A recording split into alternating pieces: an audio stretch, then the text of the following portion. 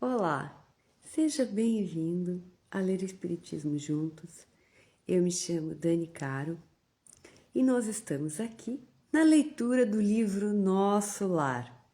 Vamos ler toda a série A Vida no Mundo Espiritual, psicografada por Francisco Cândido Xavier, através do Espírito André Luiz. E começamos então pela obra Nosso Lar. E nós já estamos no capítulo 31. Já passamos aí da metade da nossa obra. Se está chegando agora, sejas bem-vindo.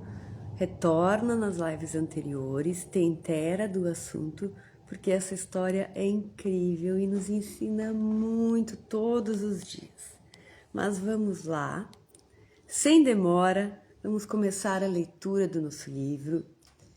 Pega teu café, teu chimarrão, teu chazinho, ou tua água, teu suco.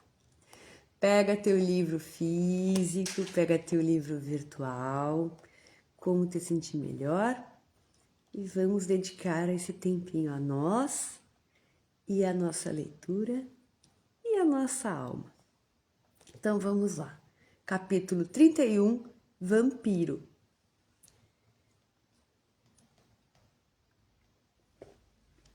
Eram 21 horas. Ainda não havíamos descansado, senão em momentos de palestra rápida, necessária à solução de problemas espirituais. Aqui, um doente pedia alívio, ali, outro necessitava passes de reconforto. Quando fomos atender 2 enfermos no pavilhão 11, escutei gritaria próxima. Fiz instintivo um movimento de aproximação, mas Narcisa deteve-me atenciosa. Então, só para nos situarmos, relembrarmos, André Luiz está no seu primeiro dia de trabalho. Né? Tudo isso já aconteceu no primeiro dia. É um trabalho de observação, como nós vimos nos capítulos anteriores. E André Luiz, muito bem instruído por Dona Laura, que é a anfitriã da casa onde ele está morando, já ficou para fazer plantão e é muito trabalho. E ele estava ali no plantão, estavam trabalhando bastante e só paravam para conversar sobre coisas importantes, né, sobre os pacientes, quando ele escutou essa gritaria, que vai ser o desfecho da nossa história de hoje. Então, Narcisa, que é enfermeira, né, que está acompanhando, orientando Lísias, diz para ele assim: não prossiga, disse.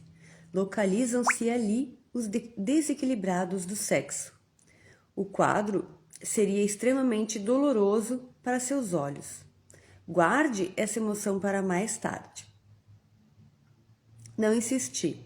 Entretanto, fervilhavam-me no cérebro 1000 interrogações. Abrira-se um mundo novo à minha pesquisa intelectual. Era indispensável recordar o conselho da genitora de Lísias a cada momento para não me desviar da obrigação justa. Ah, tá. Então aqui ele escutou gritos, né, sobre de um pavilhão próximo e quis se chegar para ver o que era, né, que Narcisa disse que ele não fosse porque ali estavam os desequilibrados do sexo. E Narcisa orientou que ele não se aproximasse, que ele ainda não estava pronto, né, para presenciar aquelas cenas. E aí ele lembrou dos conselhos da Dona Laura, onde dizia: não deixa, André, que a curiosidade se sobreponha à vontade e o ideal de servir. Isso que ele se lembrou. E ele segue: não insisti. Tá, então aqui a gente já leu. Entretanto, fervilhavam-me no cérebro 1000 interrogações. Vamos lá.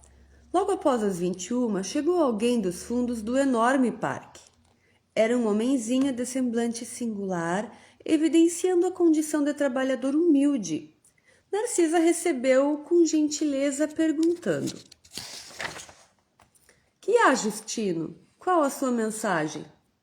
O operário, que integrava o corpo de sentinelas das câmaras de retificação, respondeu aflito. Então, sentinela, né, é como uma espécie de segurança. um operário ali que fazia a segurança das câmaras de retificação. Venho participar que uma infeliz mulher está pedindo socorro no grande portão que dá para os campos da cultura. Creio tenha passado desapercebida aos vigilantes das primeiras linhas. Então, há uma mulher que está no portão pedindo socorro. Ela já ultrapassou, como ele narra aqui, a primeira linha de vigilância, né? Então já está próxima do portão deles ali. E por que não a atendeu? Interrogou a enfermeira. O servidor fez um gesto de escrúpulo e explicou. Segundo as ordens que me regem, não posso fazê-lo, porque a pobrezinha está rodeada de pontos negros. Que me diz? Revidou Narcisa, assustada. Sim, senhora. Então o caso é muito grave? Respondeu a Narcisa. Curioso, seguia a enfermeira através do campo enluarado. Enluarado, claro, era a noite lá, passava das 21. A distância não era pequena. Lado a lado, via-se o arvoredo tranquilo do parque, muito extenso, agitado pelo vento caricioso. Havíamos percorrido mais que 1 quilômetro quando atingimos a grande cancela a que se referia o trabalhador.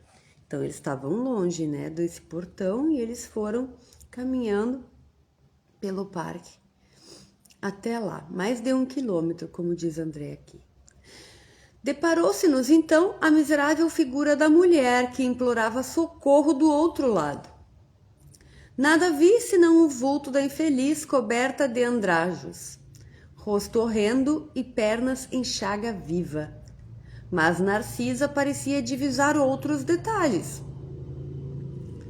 imperceptíveis ao meu olhar, dado o assombro que estampou na fisionomia, ordinariamente calma. Então André está dizendo que ele ficou chocado com a cena, né, daquela irmã no portão pedindo socorro, mas que Narcisa também ficou, só que para ele, aparentemente Narcisa via ainda mais do que ele, né, do que ele não estava podendo ver. Filhos de Deus, bradou a mendiga ao avistar-nos. Dai-me abrigo. A alma cansada. Onde está o paraíso dos eleitos para que eu possa fruir a paz desejada? Aquela voz lamuriosa sensibilizava-me o coração. Narcisa, por sua vez, mostrava-se comovida, mas falou em tom confidencial. Falou para o André, né?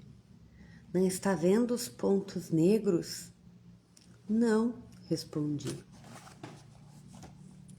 Sua visão espiritual ainda não está suficientemente educada. Narcisa respondeu, né? E depois de ligeira pausa, continuou. Se estivesse em minhas mãos, abriria imediatamente a nossa porta. Mas, quando se trata de criaturas nessas condições, nada posso resolver por mim mesmo. Preciso recorrer ao vigilante-chefe em serviço. Assim dizendo, aproximou-se da infeliz e informou em tom fraterno. Faça o obséquio de esperar alguns minutos. Então, Narciso explicou para André, perguntou se ele via os pontos negros e disse, olha, nesses casos, se fosse só por mim, eu pedia, deixava entrar e a gente a socorria, atendia. Mas eu preciso escutar o vigilante-chefe, né? Vamos lembrar que em nosso lar há uma hierarquia, uma organização, é uma cidade espiritual que está num plano vibracional acima da crosta terrestre. As coisas são mais organizadas, né? Então tudo tem um motivo de ser. Então eles pediram, né? A Narcisa pediu, faça o obséquio de esperar alguns minutos, falou para aquela senhora que aguardava. Voltamos apressadamente ao interior. Pela primeira vez, entrei em contato com o diretor das sentinelas, das câmaras de retificação. Narcisa apresentou-me e notificou-lhe a ocorrência. Ele esboçou um gesto significativo e ajuntou. Então, eles foram conhecer o chefe da vigilância, né? Ali das câmaras de retificação. E o chefe vai dizer: fez muito bem, comunicando-me o fato. Vamos até lá. Então, foram os três para o portão. Dirigimos-nos os três para o local indicado. Chegamos à cancela, o irmão Paulo, orientador dos vigilantes, examinou atentamente a recém-chegada do umbral e disse. Então, Paulo era o nome dele, né? Do chefe da vigilância. Essa mulher, por enquanto, não pode receber nosso socorro. Trata-se de um dos mais fortes vampiros que tenho visto até hoje. É preciso entregá-la à própria sorte. Senti-me escandalizado. Viu? Isso é o André falando. Eu também fiquei, né? Vocês puderam perceber que eu também fiquei escandalizada. André também. Fiquei escandalizada. Não seria faltar os deveres cristãos abandonar aquela sofredora ao azar do caminho? Narcisa, que me pareceu compartilhar da mesma impressão, adiantou-se suplicante. Mas, irmão Paulo, não há um meio de acolhermos essa miserável criatura nas câmaras? Permitir essa providência, esclareceu ele, seria trair minha função de vigilante. E, indicando a mendiga, que esperava a decisão, a gritar impaciente, exclamou para a enfermeira. Então, o que o irmão Paulo está dizendo? Que aquela irmã, ele chegou, observou, né, e com aquele olhar de quem é o chefe da vigilância, disse, não, a gente não pode socorrê-la, porque ela é um dos maiores vampiros que eu já presenciei, né? Vamos notar que para nós que não somos ali, né, daquele departamento de vigilância, ficamos escandalizados porque todos queríamos socorrer à primeira vista aquela irmã. Mas o irmão Paulo, já com um olhar, né, de anos de quem trabalha ali naquele setor, viu algo que a gente não conseguiu ver. Mas vamos continuar aqui. Então, permitir essa providência, vamos lá, esclareceu ele, seria trair minha função de vigilante. E indicando a mendiga que esperava a decisão a gritar impaciente, exclamou para a enfermeira. Já notou, Narcisa, alguma coisa além dos pontos negros? Quer dizer, além dos pontos negros, essa irmã tinha alguma outra coisa. Agora, era a minha instrutora de serviço que respondia negativamente. Então, Narcisa também não estava vendo algo que o irmão Paulo estava vendo. Pois vejo mais, respondeu o vigilante-chefe. Baixando o tom de voz, recomendou. Conte as manchas pretas. Narcisa fixou o olhar na infeliz e respondeu após alguns instantes. 58. Irmão Paulo, com a generosidade dos que sabem esclarecer com amor, explicou. Esses pontos escuros representam 58 crianças assassinadas ao nascerem. Em cada mancha, vejo a imagem mental de uma criancinha aniquilada.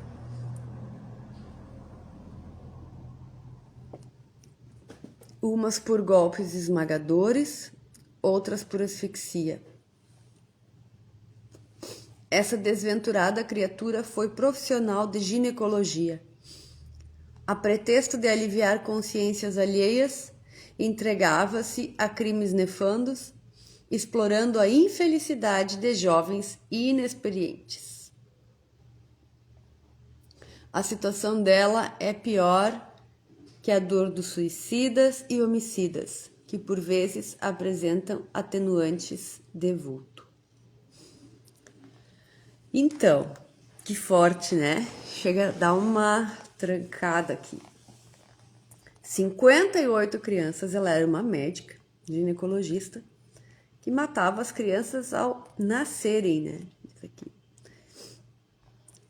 Ou por golpes, vejam bem a crueldade desse ser, ou por asfixia. 58 crianças. Então, cada mancha, né, dessas representa uma criança. Vejam que tudo que nós fazemos fica impregnado. O corpo físico esconde os nossos atos, mas o nosso perispírito, no nosso perispírito, fica tudo registrado, né? Então, às vezes a gente pode olhar pra gente mesmo, por fora aquela beleza, ou estamos bem arrumados, bem asseados, a roupa tá bonita, né? O cabelo tá arrumado, mas se fôssemos olhar o perispírito, né? E aqui no plano espiritual não tem mais como esconder, né? Aqui as máscaras caem. E vejam bem, né? E mesmo assim, Narcisa não tinha percebido, André não podia ver. Quem conseguiu perceber foi o chefe, o irmão Paulo, chefe da vigilância. Mas vamos lá. Então, a pretexto de aliviar as consciências alheias, essa médica fazia isso, né? Então, ela tinha uma situação ainda pior, muitas vezes, que suicidas e homicidas, inclusive. E André vai dizer: recordei assombrado os processos da medicina, em que muitas vezes enxergara de perto a necessidade da eliminação de nascitutos para salvar o organismo materno, nas ocasiões perigosas. Mas, lendo-me o pensamento, o irmão Paulo acrescentou: não falo aqui de providências legítimas que constituem aspectos das provações redentoras. Refiro-me ao crime de assassinar os que começam a trajetória na experiência terrestre com o direito sublime da vida. Demonstrando a sensibilidade das almas nobres, Narcisa rogou: irmão Paulo, também eu já errei muito no passado. Atendamos a essa desventurada. Se me permite, eu lhe dispensarei cuidados especiais. Então vamos dar uma paradinha rápida aqui. André Luiz, como era médico, se lembrou daquelas ocasiões em que era preciso, onde se tinha que optar pela vida da mãe ou pela vida do filho, em que se optava pela vida da mãe, tendo também que tirar a vida do filho, né? Algumas do serzinho que ia nascer algumas vezes. Mas o irmão Paulo, como que podia ler o pensamento de André Luiz, né? Esses irmãos em condições de uma evolução um pouco maior têm essa capacidade desenvolvida, leu o pensamento e disse: não, André, não é desses casos, não foi desses casos que essa médica tratou. Ela realmente era uma assassina por conveniência, né? Aqui aquelas mães jovens, inexperientes, né? Moralmente, que não sabiam o que fazer, buscavam essa profissional porque ela fazia esse trabalho. Né? Vejam que triste. E a Narcisa, comovida, disse: eu também errei, me deixa socorrer, me deixa levar ela, cuidar ela, né? E o irmão Paulo vai dizer: reconheço, minha amiga, respondeu o diretor da vigilância, impressionado pela sinceridade, que todos somos espíritos endividados. Entretanto, temos a nosso favor o reconhecimento das próprias fraquezas e a boa vontade de resgatar os nossos débitos. Mas essa criatura, por agora, não deseja senão perturbar quem trabalha. Os que trazem os sentimentos calejados na hipocrisia emitem forças destrutivas. Para que nos serve aqui um serviço de vigilância?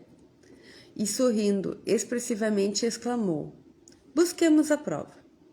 O vigilante-chefe aproximou-se então da pedinte e perguntou: para mais um pouquinho.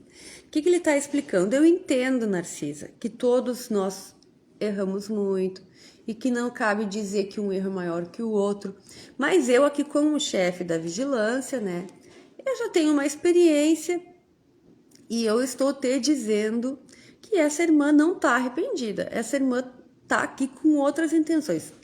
Vamos lá, vamos averiguar com mais profundidade. E aí ele vai se aproximar dessa irmã, né? Que deseja a irmã do nosso concurso fraterno? Socorro, socorro, socorro, respondeu lacrimosa. Veja só, essa irmã chorava, né? Mas, minha amiga, ponderou acertadamente, é preciso sabermos aceitar o sofrimento retificado. Por que razão tantas vezes cortou a vida a entezinhos frágeis que iam à luta com a permissão de Deus? Ouvindo-o inquieta, ela exibiu terrível carantonha. Carantonha, que expressão interessante. Ela exibiu terrível carantonha de ódio e bradou. Então, quando o vigilante chegou, o irmão Paulo chegou para ela e disse assim, mas irmã, tá certo que tu quer socorro, né?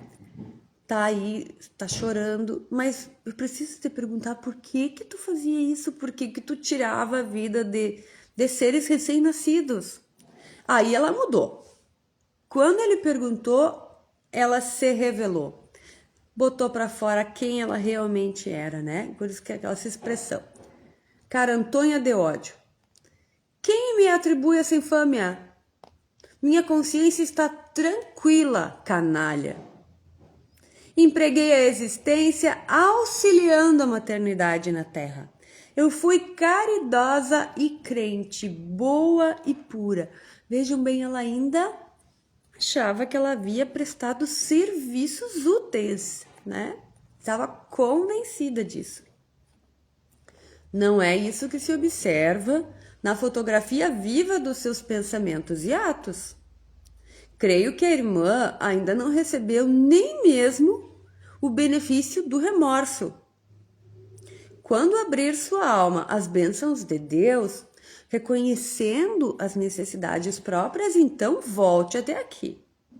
Então, né, o irmão com todo carinho está explicando, irmã, tu ainda nem te arrependeu. Então, aqui realmente não temos como socorrê-la, né?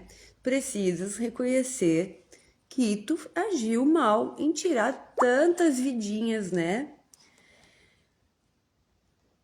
Irada respondeu a interlocutora, demônio, feiticeiro, secaz de Satã, não voltarei jamais. Estou esperando o céu que me prometeram e que espero encontrar. Veja só, ela está convencida de que ela era uma alma nobre que havia servido à maternidade divina e que então, merecedora do céu, está procurando por esse céu. Por isso que ela fica ali, né, arrodeando, batendo e pedindo socorro, buscando o céu que ela acha, que ela julga ser merecedora, né? Assumindo atitude ainda mais firme, falou o vigilante-chefe com autoridade. Faça então o favor de retirar-se. Não temos aqui o céu que desejas. Estamos numa casa de trabalho, onde os doentes reconhecem o seu mal e tentam curar-se junto de servidores de boa vontade. A mendiga objetou atrevidamente. Não lhe pedi remédio nem serviço. Eu estou procurando o céu que fiz por merecer, praticando boas obras. E endereçando-nos dardejante olhar de extrema cólera, perdeu o aspecto de enfermo ambulante, retirando-se a passo firme, como quem permanece absolutamente senhor de si. Então vejam, vamos ver que essa irmã não estava nada arrependida, estava nada pedindo socorro, ela estava ali dissimuladamente, né, fingindo, tentando receber algum auxílio, né, para receber os benefícios, seja lá do que fosse, porque ela tá, na verdade, procurando o céu, o paraíso que ela ainda não achou e que ela se acha, né, merecedora pelas suas obras que ela julga ter feito, né, na Terra. Então, ela, como não recebeu, saiu, tirou aquela falsa, né, postura de quem estava pedindo ajuda e saiu, senhora de si, né? Acompanhou-a o irmão Paulo com o olhar durante longos minutos e, voltando-se para nós, acrescentou: observam o vampiro? Exibe a condição de criminoso e declara-se inocente. É profundamente má e afirma-se boa e pura. Sofre desesperadamente e alega tranquilidade. Criou um inferno para si própria e assevera que está procurando o céu. Ante o silêncio com que lhe ouvíamos a lição, o vigilante-chefe rematou: é imprescindível tomar cuidado com as boas ou más aparências. Naturalmente, a infeliz será atendida a lures pela bondade divina, mas, por princípio de caridade legítima, na posição em que me encontro, não lhe poderia abrir nossas portas. E aqui finaliza, então, a leitura do capítulo 31, que se chama Vampiro, né? Vejam bem, aqui o que vai ficar claro para nós todos é que a evolução não dá saltos, né? E que o espírito, ao desencarnar, né, nós ao desencarnarmos, não vamos virar santo como muitas vezes pensamos, né? Vamos levando o nosso dia a dia, agindo de algumas formas que nós sabemos não ser as melhores, mas sempre deixando para amanhã, para um outro momento nos modificarmos. E aí porque achamos que quando desencarnarmos tá tudo bem, né? Deus vai nos perdoar e vai, né? A misericórdia divina, incansável, não desiste nunca de nós. Porém, nós carregamos conosco, né? Todas as marcas do que cometemos, né? E vamos ter que passar por um processo de retificação, purificação. Então, o que esse capítulo deixa muito claro, que essa irmã continua sendo a mesma, né? Que era enquanto encarnada, né? Foi uma pessoa agiu com muita maldade, né? Tirando 58 vidas de crianças recém-nascidas, né? Uma assassina, né? E dissimulada, né? Uma vampira.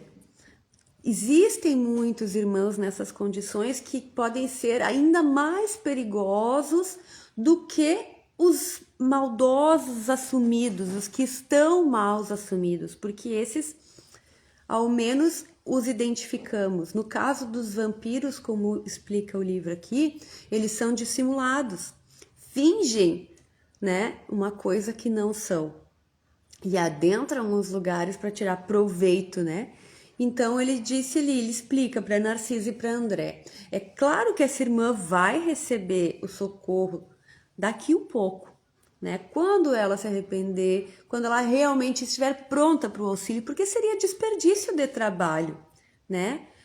Tentar ajudá-la nesse momento.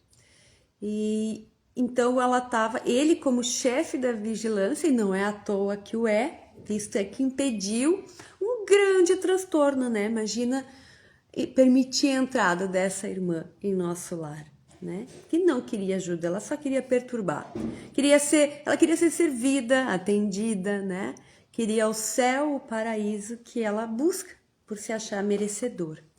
Né? Que nós fiquemos atentos também para irmãos que ainda estão com a alma voltada para esta natureza, né? e que nós também possamos observar os nossos pensamentos, os nossos atos, né? Quantas vezes também com pequenas dissimulações, né? Não queremos somente tirar proveito, né? Obrigada por hoje, espero que tenham gostado dessa leitura forte, né? Forte. É difícil da gente imaginar que existam situações assim, mas existem ainda, né? E o livro traz toda essa bondade, toda essa misericórdia, mas também, né, a colheita dos nossos atos. Gratidão à espiritualidade que nos acompanha. Até amanhã, se Deus permitir que assim seja.